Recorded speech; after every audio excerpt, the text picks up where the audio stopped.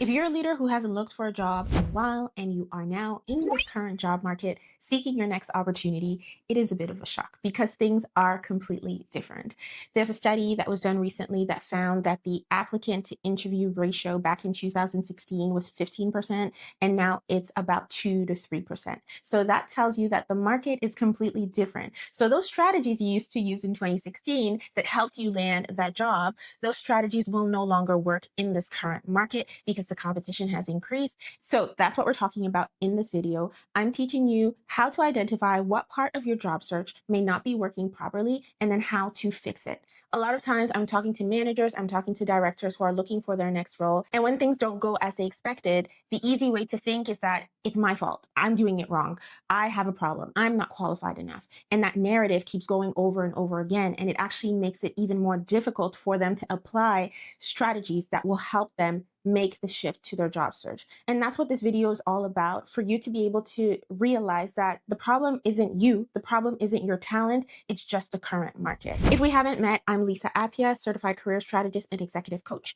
and I help introverted professionals turn their competence into compensation. There's a pay gap between introverts and extroverts, up to 760,000 if you have an advanced degree, and my goal is to bridge that gap so introverts can leverage their strengths to get paid more.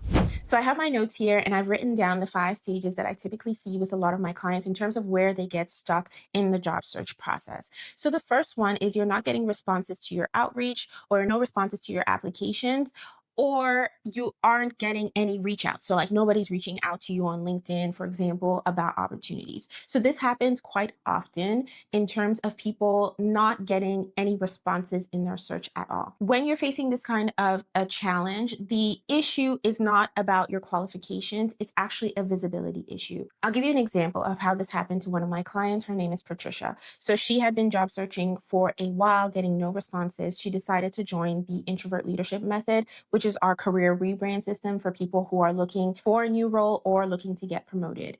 And essentially, when she joined the program, she was telling me, hey, I hear that people reach out to candidates on LinkedIn for opportunities, but nobody's reaching out to me.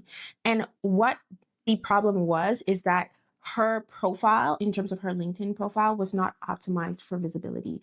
You have to be intentional when you are someone who's job searching to position your LinkedIn profile in terms of where you're going and not where you've been. And this is a mistake that a lot of professionals make. They've had their LinkedIn profile maybe for the last 10 years, maybe the last 15 years. Sometimes they've occasionally updated it, but really for the most part, it's not communicating the value that they offer or the problems that they solve. And so that already creates a huge gap, especially as an introvert, where your preference would be for opportunities to come to you and not have to be the one constantly chasing after opportunities. So keeping that in mind, you want to make sure that your LinkedIn profile is optimized so anyone who goes on your LinkedIn profile can clearly understand that you're looking for an opportunity at this level, at that title. So it's quite important that you position yourself in terms of where you're going and not necessarily where you've been. And so what that looks like is optimize your headline on your LinkedIn profile, optimize the other sections of your LinkedIn profile, from the skills section to your experience section, because each section contributes to being able to tell that story of what you're actually able to bring and the problems that you're actually able to solve.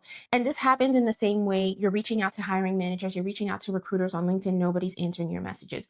It's normal that you will have some messages where nobody will respond, but are you positioning yourself as someone who's a solution to the problem that this hiring manager currently has? Or are you just sending a generic message like, hey, I'm looking for a job. Are you currently hiring? Even in that short amount of space you have when you're sending a LinkedIn message, you need to be able to demonstrate why they should take their time to speak to you. That's time out of their day that they could be looking for another candidate who actually has the skills that they're looking for to fill that gap within their organization. So when you're thinking about it like that, you will realize that, hey, I am the solution to their problem. They have a gap in their company, and if they hire me, I will be able to fill that gap. So the way you approach it and your communication in terms of your messages will change when you see yourself as the solution to their problem. So that's the first stage where people often get stuck in their job search. The second stage where people may get stuck is that you're not getting interviews at all. So maybe recruiters are reaching out to you on LinkedIn, you're sending your resume to them, and then they ghost you. Silence, nothing at all.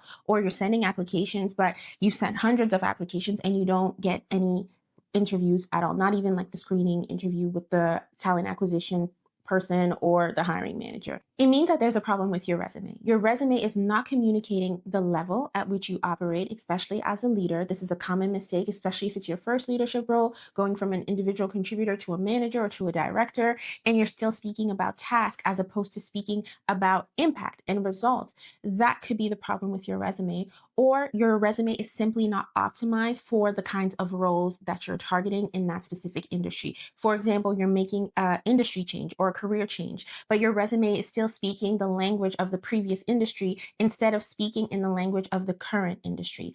These are small shifts, small changes that can cause you a role. I've worked with a number of educators, so teachers or people who have been in the academic space, and when they're speaking, everything is about their research, everything is about the methodology, everything is about the students. But in the corporate setting, if you're making that shift from academia to corporate, they don't care about that.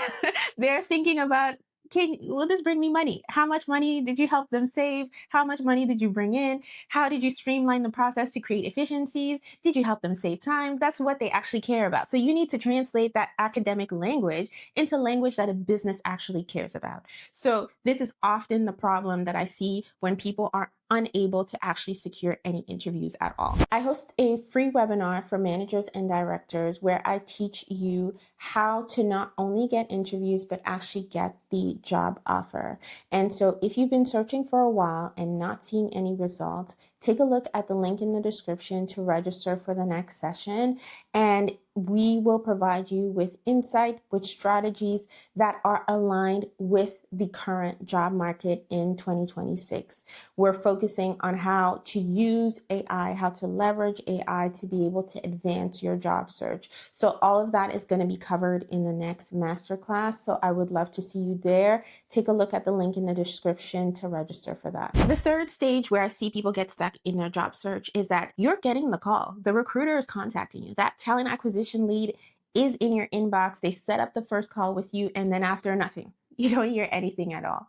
Sometimes priorities have changed in a company. That's very possible. Maybe they ran out of budget or they decided they're not moving forward with the role. Some will be transparent and they'll let you know. Others won't and they'll just ghost you. That totally happens.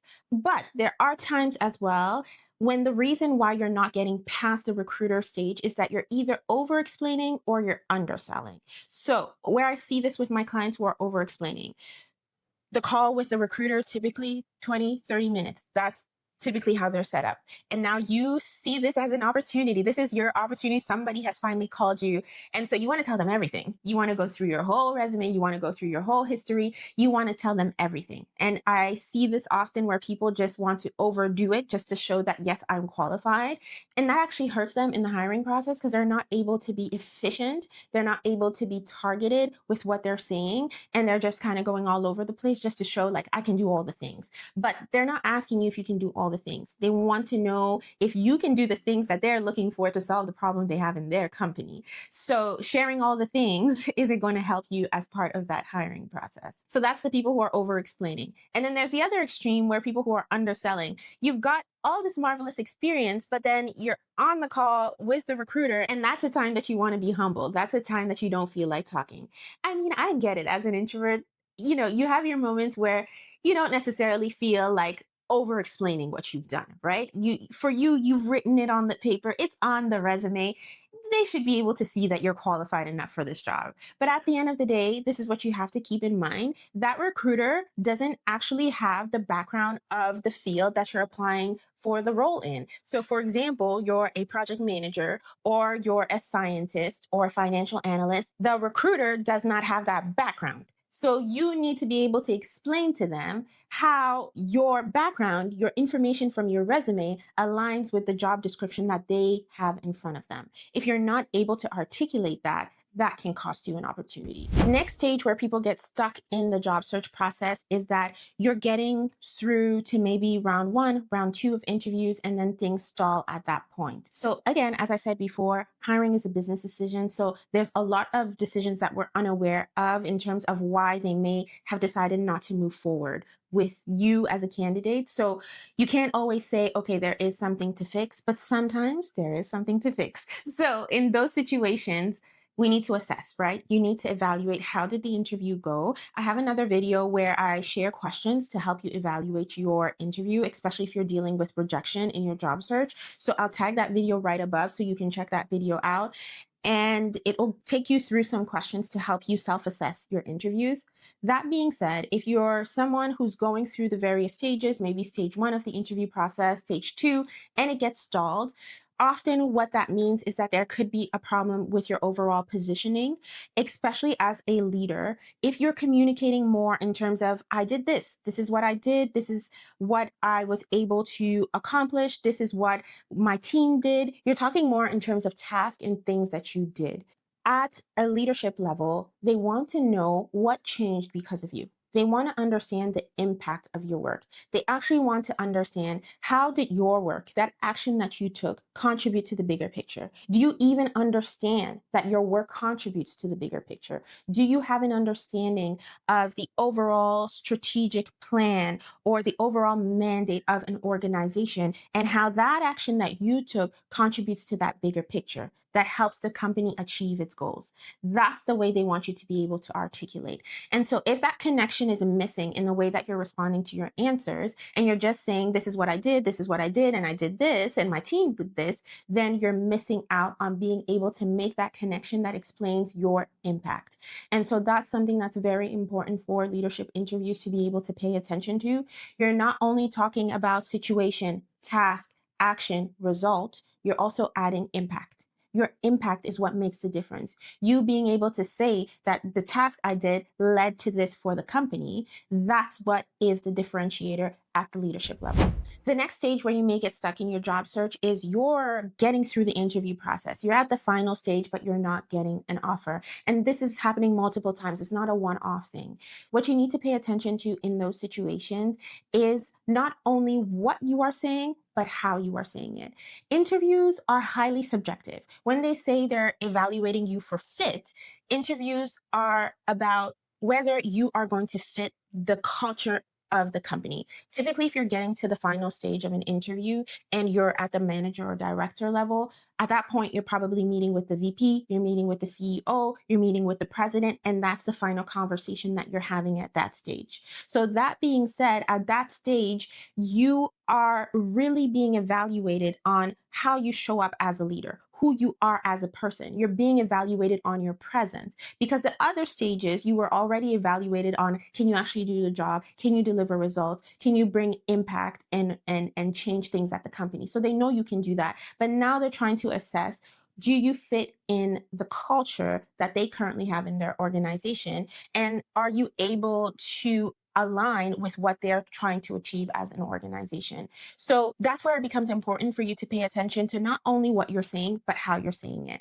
A principle that we teach in our program, the Introvert Leadership Method, is the mirroring principle. And this is really about you being able to mirror the energy of the person who's interviewing you. So in an interview, it's not just about paying attention to what you're saying, but if the person comes to the interview very high energy, they're talking a lot, you can't be the person who responds with 2 words. You need to match that energy. This is what takes things to the next level when it comes to the interview process and actually being able to seal the deal and get the offer. If you're stuck in one of these stages of the job search and you're just not sure what to do next, I'm hosting a free webinar where I am teaching introverted managers and directors how to not only get interviews, but also get the offer. So you can take a look at the link in the description for the next webinar date. And I am looking forward to seeing you there. I'm going to add right above the video that I was telling you about how to deal with job search rejection. And I will see you in that video. Take care.